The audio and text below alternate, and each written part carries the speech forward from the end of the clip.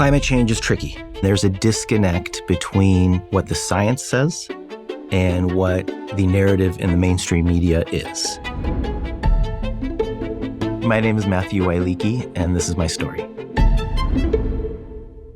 I am a former faculty member in the Department of Geological Sciences at the University of Alabama. I have a doctorate in geology and earth science, and I am the author of Irrational Fear Substack. I was born in southern Poland in a town called Wrocław at a time when Poland was under the sphere of the influence of the Soviet Union and a communist government.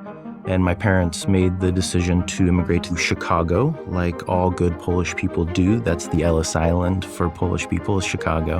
And then eventually I grew up in Fresno, California, where we received political asylum and eventually citizenship. I grew up on a college campus, Cal State University, Fresno.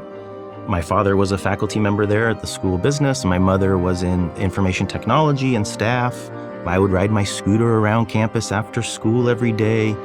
It was something that I fell in love with. It was a place where there was these warriors that battled in the playing field of ideas, and then they would go and have dinner together, and they would chat and be friendly, and it was just this beautiful place of just intellectual discussion. So I pretty much decided I was going to be an academic when I was 10 or 12. I was always intrigued by science. My original degree is biochemistry and cellular biology. I was what was called a geochronologist, geo being rock, chronology being kind of the age of. I received my PhD from the Department of Earth, Planetary, and Space Sciences at UCLA. And then I was offered a tenure-track position at the Department of Geological Sciences at the University of Alabama. Taking that faculty position in Alabama was my dream. And so I was absolutely excited. I was a little nervous moving our family from California to Alabama. That's a pretty big move, but we were excited. It was definitely something I wanted to do. But I noticed that the campus that I grew up on and the one that my father and I would talk about was different. College campuses have always been meritocracies. We have GPAs, we give grades, and there was a shift from performance and ability to what I would say are immutable characteristics, meaning what you look like, or maybe your background or your race. And those are things that students don't have any control over. And so there was this disconnect from what I remembered, where it was this competition of ideas and everybody was on an equal playing field. And it was, if your idea was better than your competitor's idea, then your ideas would win. And now it seemed that the ideas didn't matter as much as characteristics of the students to appease funding agencies or whatever it was. One of the things they did was they got rid of the GRE. This is the graduate requirement exam. So in the name of equity, they removed an entrance exam. And so I was now left with trying to understand someone's life story from an essay without having any standardized metric to compare them to. So I would bring this up in faculty meetings, and it was clear that they were checking a box.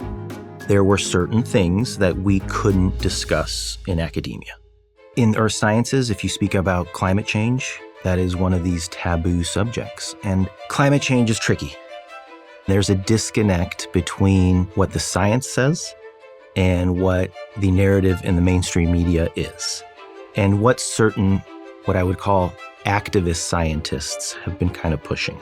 The narrative in the media is doing so much damage to mental health. Climate anxiety is probably the number one anxiety issue for the college students that I talk to. And the science does not support that fear. I think that fear is irrational. Climate is a very convenient way for governments and institutions to get involved in nearly every aspect of a citizen's life. And if you are basing your life decisions, like whether or not to have children, whether or not to raise a family, whether or not to make sacrifices today such that maybe in a decade or not, you're going to be in a better position. If you think that the planet is going to end, you don't make those sacrifices. I definitely love the Earth, and humans have an influence on the climate and on their environment, and we should minimize that. But the disconnect that our small policy changes today will have some dramatic impact on future temperatures or weather in general is untrue. But if you speak out against it, you're essentially a pariah in this community. I gave a 2-day lecture in my introductory geology class about kind of climate realism is what I called it. The students were amazingly refreshed to hear that the planet wasn't going to end in 10 or 12 years. But faculty members were a little uncomfortable with it. If you push out scientists that disagree with your narrative, this isn't an open discussion. This isn't about finding the truth. This is about silencing those that disagree with you such that you can continue to push the narrative that you're pushing. I started to publish a little bit more on social media, and the moment that those stories gained any traction, faculty members in the University of Alabama were making posts that I was committing violence, that I was putting their jobs and their safety in jeopardy because I was asking questions. So I decided to leave during COVID. It just wasn't that dream job that I had been thinking about my entire life. It wasn't this beautiful place of the exchange of ideas that I wanted it to be. I don't think I would have been able to stay if I chose to stay. I doubt that I would have been awarded tenure if I chose to stay because I had been so vocal. The data is very clear. There is no metric that we can call the current state of the climate a crisis or an emergency or a breakdown. They're trying to elicit fear. When people are afraid, they are most vulnerable to changing their behaviors. Growing up in a household that was very aware of some of the mistakes of a communist type of government, centralized planning, the removal of the free exchange of ideas, that makes me more vocal because I see that we're making the same mistakes that my parents always told me we should never go down this road. The lack of tolerance for ideas, what I call illiberalism, the idea that if you question certain aspects of the government or certain ideologies, that no longer were you a good citizen. But if you haven't lived it, you don't know that these are mistakes.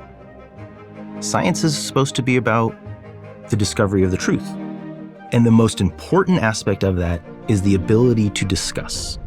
I want young people to be hopeful for their future. We should realize that there's going to be challenges.